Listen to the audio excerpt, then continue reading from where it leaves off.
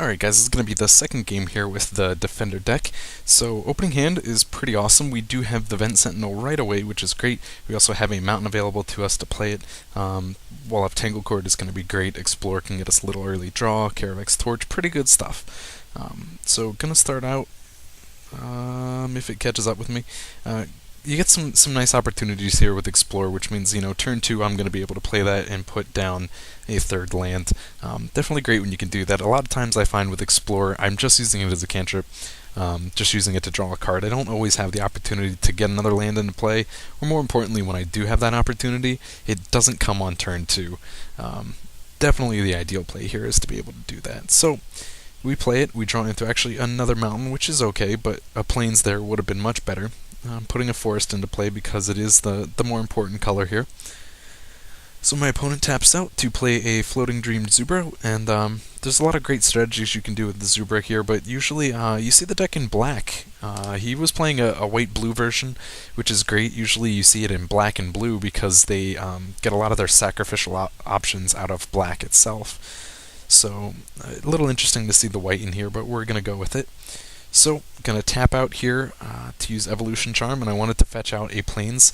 You notice I didn't make my land drop first because I wanted to put this Plains in, and then I'm also going to have that mana available now to play Wall of Tanglecord, which is great. I'm going to get an early stop to these Zubras. So, no play there. Still no second Plains for this Prison Barricade, which sucks, but I do have the mana available on turn 4 now to be able to put Vent Sentinel in play. And as always, getting Vent Sentinel into play on turn 4 or earlier is great. So we're sitting pretty well, at the very least on next turn. You see I had the mana available to also play the Tinderwall that I draw. At the very least on next turn I'm going to be able to burn my opponent for 3.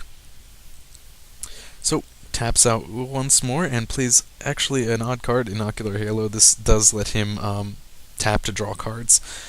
So an interesting deck that he's got going on here. Now, as I said in the first game, if you caught that, I like to always leave 2 mana available for Vent Sentinel when I have it onto the field. So looking at this mana base of 5, I just consider it a 3 mana base. So I do have the mana available to me to play Overgrown Battlement, which is great. This means that when I use my Sentinel at the end of my opponent's turn, he will be burnt for 4. It's a pretty good start in my opinion. Taps out to draw cards and puts down another Zubra. This one is the Silent Chant one. This is life gain. So still though, he's not playing black, or at least if he was playing black, I did not see any. Definitely has me curious as to what his option was for sacrificing. Either way, we're going to tap out here. I decided to, instead of end of turn, I'm just going to do it now because he has no other plays. Usually you wait till end of turn, just to be safe, just in case. I don't know what really could happen there, but I always like to wait till end of turn.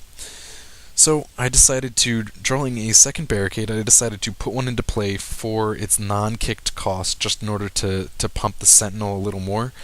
I do have the torch in hand, so hopefully my plan here is that I can use these barricades, even though they don't have the kicker, just to up the count of my walls. I'm sorry, my defender creatures. I'm not sure they're all actually walls in this deck. Yeah, the Sentinel is an elemental, but anyways, we get that count up so that we can burn him for more. I mean, at the end of this turn, I am going to be able to take him down to, or here, actually in response, I'm going to take him down to 11 life. He puts a Muldrifter in, which is great. I do have 1 mana available after all these turns, plus the Overgrown. I have plenty of mana available to me is the bottom line for getting this reach ability on Tanglecord. So he's going to pass the turn through, draws more cards. Wall of Tanglecord is another great one here. It really doesn't matter at this point which wall I put down. I could have actually tapped the Overgrown before this to be able to make the plays. What I'm going to do here, you see I tap the Overgrown after playing the Tanglecord, so I give myself 6 mana off these walls. Now I use one of those and a Mountain to activate the ability on the Sentinel, which is doing 6 damage to my opponent, gets him down to 5. And now I have 5 mana available to me, and the red I'm going to use off the Tinderwall to cast the Caravec's Torch. I'm also going to, I actually tap out, use all the mana just to make sure on the off chance he has some kind of life gain on this.